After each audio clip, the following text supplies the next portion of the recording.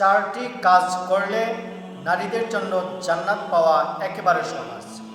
কাজ চারটি হলো, একটা হাদিসের দিকে যদি আমরা খেয়াল করি তাহলে অতি সহজে বুঝতে পারব।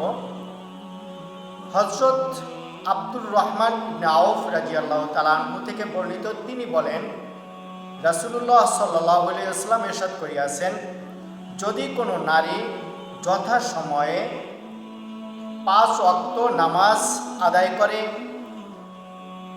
রমজান মাসের রোজাগুলো ঠিক মতো পালন করে, নিজের লজ্জা স্থানকে হেফাজত করে এবং স্বামীর আনুগত্য করে, তবে সেই নারীকে কিয়ামতের দিন বলা হবে, তুমি জান্নাতের যে দরজা দিয়ে ইচ্ছে জান্নাতে প্রবেশ করতে পারো।